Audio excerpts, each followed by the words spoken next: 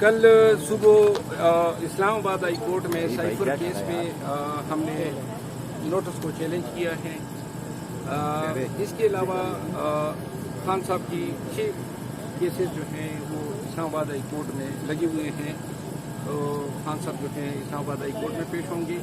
Election commission ने जो warrant जारी किया है उस हवाले से खान साहब फिर हम हाई कोर्ट अटेंड करने के बाद इलेक्शन कमीशन जाएंगे, वहाँ जो है वारंट मनसूखी की इस्तदा करेंगे और इसके बाद जो है मज़ीद जो कल की कार्रवाइयाँ हैं वो अदालती फैसलों के बाद हम डिसाइड करेंगे कि क्या करना है।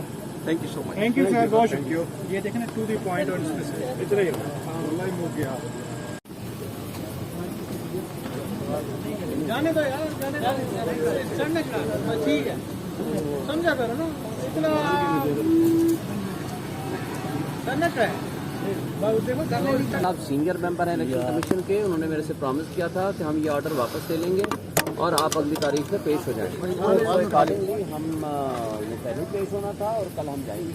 Right, thank you sir, good हो गया।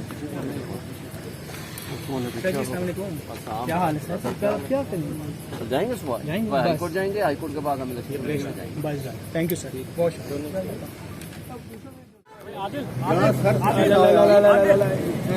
वारंट के हवाले से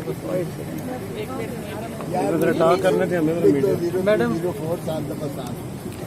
खोसा साहब, क्या हाल है सर जी? थोड़ा सा सर जी, एक सेकंड खोसा साहब, ये जो आज वारंट के जारी किया इलेक्शन कमीशन ने सर उसके हवाले से कुछ भी नहीं है।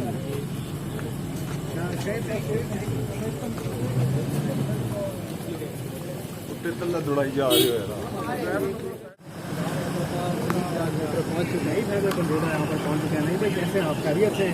तो खतरे वाली बात है क्या है? यहाँ पर थोड़ा सा जीत करते हैं जाते जाते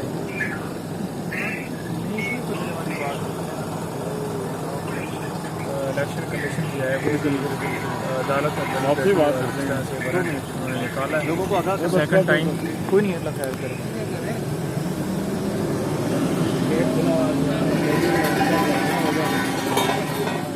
खतरे की बात नहीं, वो शायद वो पहले नहीं नंबर आया।